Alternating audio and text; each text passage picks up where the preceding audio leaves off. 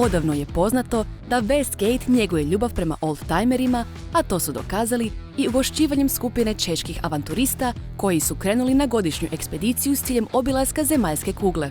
Ovo je za nas vrlo interesantna stvar, pošto u Westgateu, kao što znate, postoji muzej oldtimera Ferdinand Budicki, koji je kod nas jedna vrlo interesantna ponuda kojom privlačimo ne samo one zaljubljenike u automobile, nego stvarno jednu i obiteljsku i školsku ponudu. Ovdje redovito nam dolaze škole i vrtići u posjetu muzeja.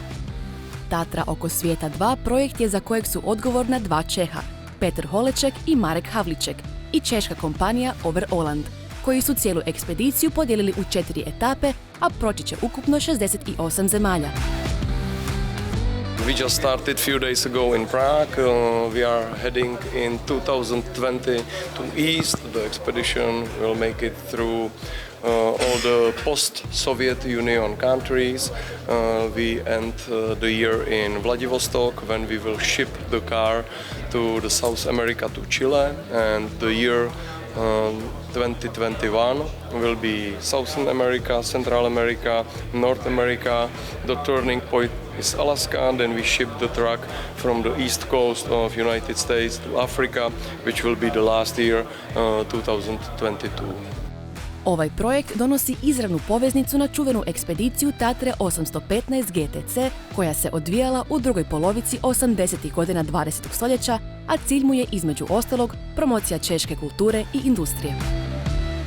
So Tatra cars have very long tradition, and we see this event as a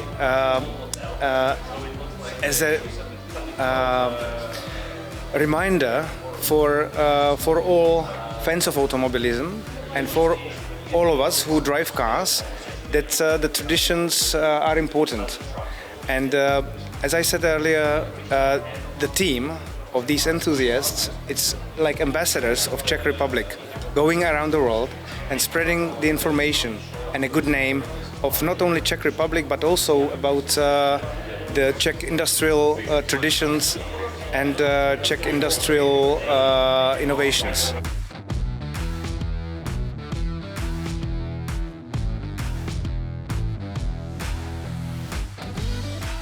Westgate Shopping City.